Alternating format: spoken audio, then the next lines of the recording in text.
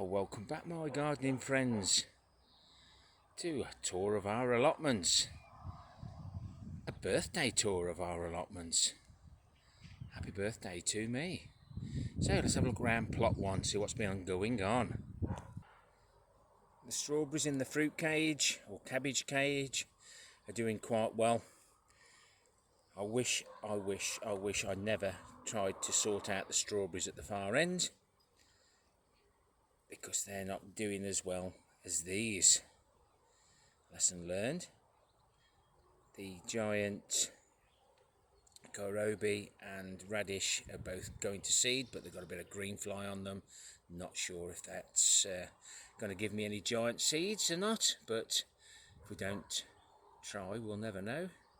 The pollinators are loving the blackberries and the transplanted raspberries that we took from the bed behind me are doing well, especially if you compare them to the ones that were originally there. So the ones on the right were taken from the ones on the left. We've only kept 50%. We've reduced our raspberries and blackberries by 50%, so we'll just create one row. That should be plenty for us. I've been trying to keep this new bed where the raspberries were before hydrated, so I covered it with cardboard, which helps because I'll show you on plot 3 what I've done there. But water, then put cardboard on top, just stops the water from evaporating. It also flattens down the carrots when they start to germinate, but they'll recover hopefully. The show dahlias are looking wonderful. The rhubarb has excelled. This had autumn leaves as a mulch, and then we used the liquid manure runoff as a concentrate, not diluted, and they are wonderful. The raspberries and other fruit will be getting some comfrey this weekend. He says hopefully we'll get the rain. Now, you know, you just tell people that you're using sheep's wool on your allotment, and then someone says, I've got a big bag full you can have. A bit of multicoloured. Plenty of manure on it as well. Looking forward to using that. Another freebie. Another freebie with the this old pallet. It's got some decent bits of wood on that we can strip down. And this is the sheep's wool the farmer gave me that she didn't get rid of last year. So remember, if you want some sheep's wool and you live local to North Warwickshire or prepared to travel, just Gmail me and I'll arrange it for you. Hopefully she'll do it at a decent price. Giant potatoes, well, the frost had me. It's just about alive. I thought it might have been the lanolin in the sheep's wool, but I'm going to use straw and the sheep's wool to smother the potato, so I can just pull these bits of Correx to one side, fertile the sheep's wool back, take out all the small potatoes and leave a big one. And up to yet, I've got all these in. What is that garlic doing? In the spring bulbs bed. I can't even tell what a garlic clove looks like. I must have planted it. Never mind. Just add interest to this bed for now. The 1 ton bags full of the compost that we find unscrupulously dumped. I popped some strawberries in there. We got some spring onions, some beetroot that I purchased. Yes, I bought some. I got that far behind like a cow's tail. I had to do something. but these beds are looking good. There's some of those parsnips are the long variety. They were chitting away from my long roots. I just decided to throw them in. And we've got a volunteer tomato right in the middle of the screen there. So these beetroot are exactly the same as these. But these here were planted a lot earlier, probably 2 or 3 weeks. So you can see what difference it makes. You can buy a tray and then hopefully you will be able to successionally sow. But I've tried to do a bit of a mix and match. Got onions in here as well. We've got some lettuce and then a giant cabbage in this one. Comfrey bin is now full of comfrey. And I'll start using last year's comfrey on all my fruiting crops, tomatoes, the fruit bushes, etc. The Bocking 14 comfrey has given a really good display, and the pollinators absolutely love it. And the transplanted mint and that stuff on the left, that needs chopping down because it's gone to seed, but that's all doing well. The giant carrots are looking lush, so the feeding pipes, watering pipes go below the roots to encourage the roots to go downhill. Well worth doing. My giant beetroot, that's definitely going to seed. Looks like a lush crop. Might lose this bed for the season, but I'm going to have some spare beds this year. I can see it coming. I haven't grew sweet peas on my allotment for about 5 years, and there's one popped up, so that will grow as it wishes. Potatoes are doing well, watering those every day, whether it rains or not. Hopefully we will get some rain. These are some of the Firestorm and Starlet, and then there's a couple of stations with just mixed, mainly because they're mixed because the actual structure collapsed last year and I couldn't really figure out which bean was on which plant. Sometimes you can look at the beans, some of them are black, some of them are multicoloured, but it doesn't matter. A bean's a bean, isn't it? Wildflower Wildlife Gardens looking really nice. Straw bale gardening's a little bit of a flop, literally. I think I've conditioned them too much.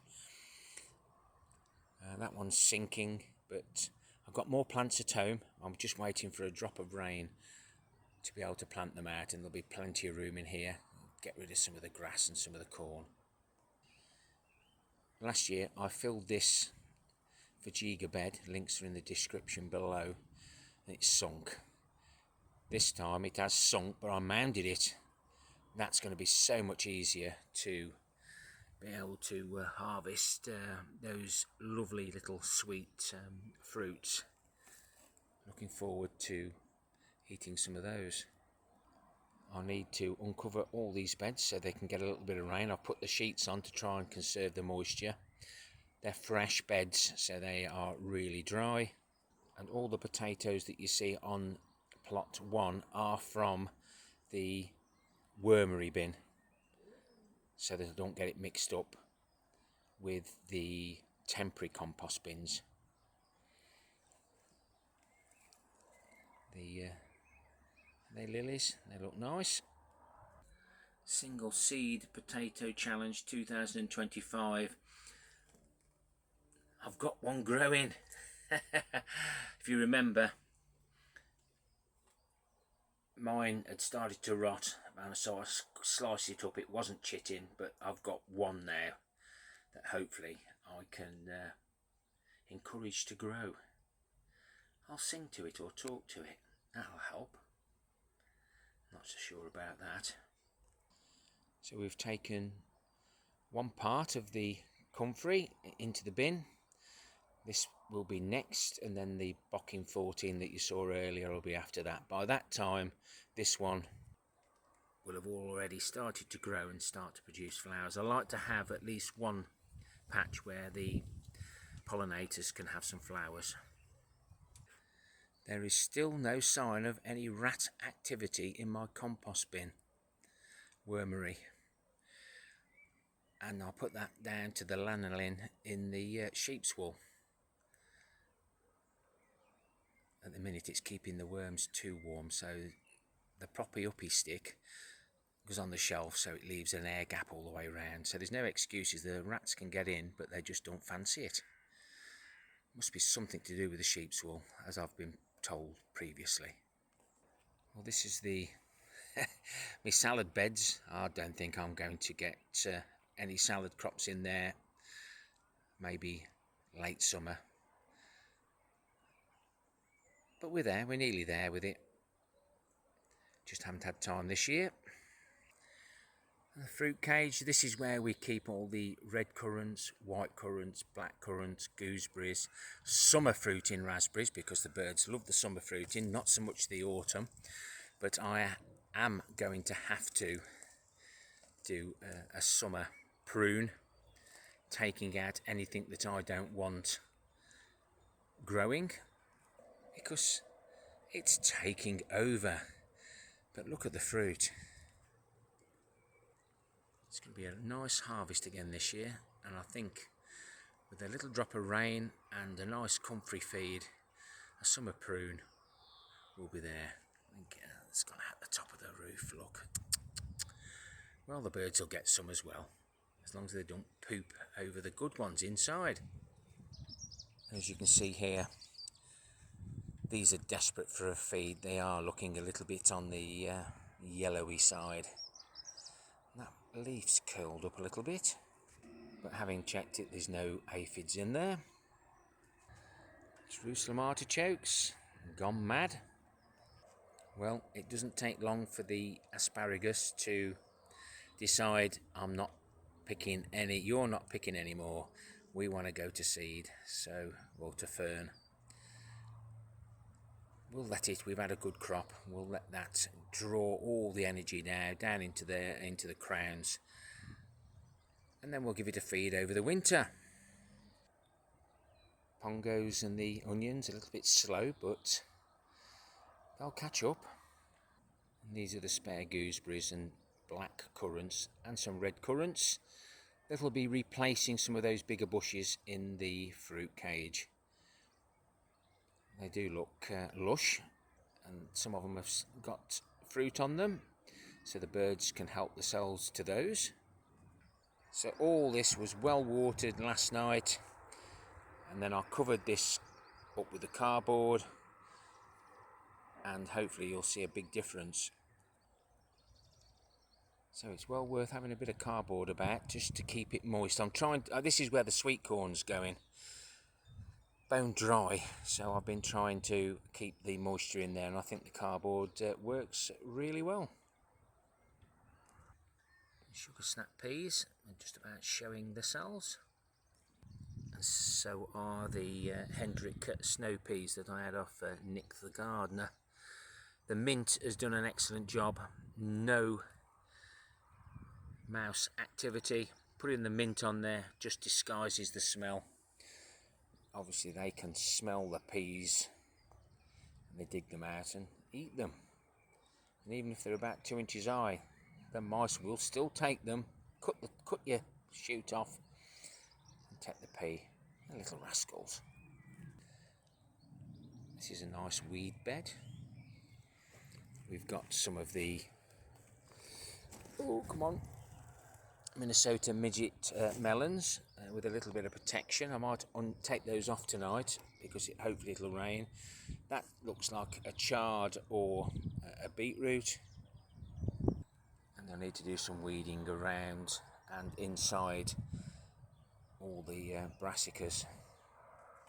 These are the Bunyard's exhibition beans.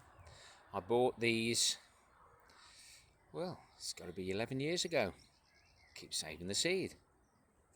And this is where the second variety of sweet corn are going. I've kept them as far apart as I can so there's no cross-pollination. And these are the claret broad beans.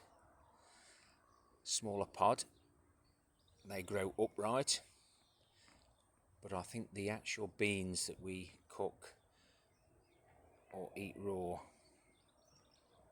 do taste better. More volunteers.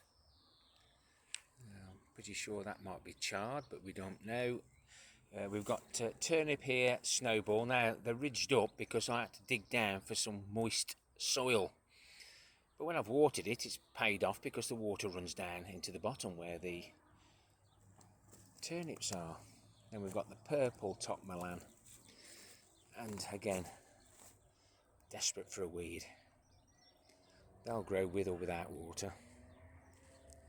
If you remember, I grew my Cape gooseberries in the loft water tanks and couldn't get to the fruits, so there's 18 in here instead of 3. But people have said you can make jam, but they are absolutely lovely, and when they're caped up and I'll take them to work, they haven't got a clue what to do with them. But they are a lovely addition to any growing space. And here's all the potatoes that I didn't harvest from last year. I'm going to promise myself to harvest these first. As you can see, they're growing really well, a lot quicker than the ones that we actually planted. They've had a head start because they've been in these pots since March 2024. These are the giant beans, long beans, heavy beans. Got a garlic there. I planted some garlic here before, but I must have left something in and it's grew. But with the frost that we've had, these have survived, but it's been touch and go. This was my silver skin experiment. I think I'm going to have to harvest these because the flower heads are growing now, so whether I leave a few to go to seed. But these were the surplus ones that grew last year that I didn't pickle. So that one there that's sprouting out about 8 babies was the biggest, right down to the smallest. Some just split into 2, some just stayed as 1. But the one that is 1 hasn't got a seed head on it. The walking onions look absolutely lush. I've never seen them looking better. There's some better ones on another bed. Nearly all the golden gourmet shallots are all going to seed. So I might have a fertile there and see if we can get enough for a few jars for pickling. So as we move up plot 3, the Minnesota midget melon here, and then a courgette black beauty. I've just took the lampshades off them. And then we've got another courgette there, however you pronounce that. And my yellow ones have only just started to show. I thought I wasn't going to get any yellow ones, but looks like I'm going to end up having 4 courgette plants and far too many courgettes. I'm just going to have to pick them extra small. Look at that for a walking onion.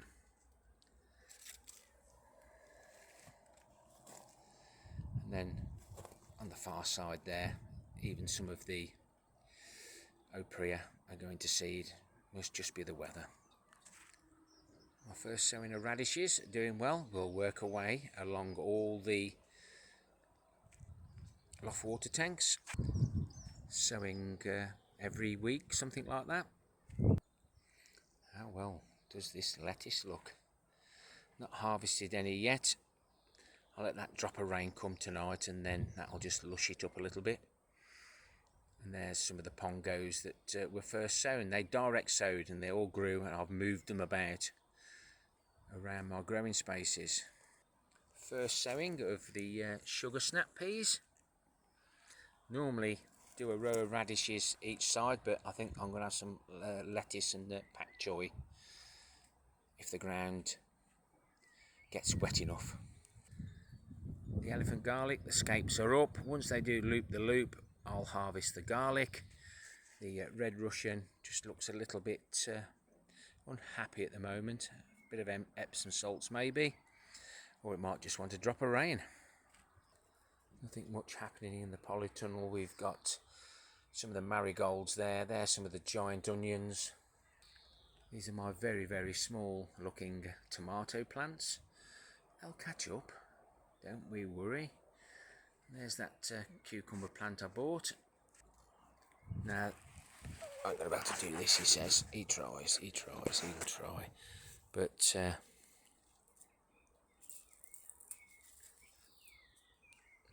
little birthday present for me. Excuse me.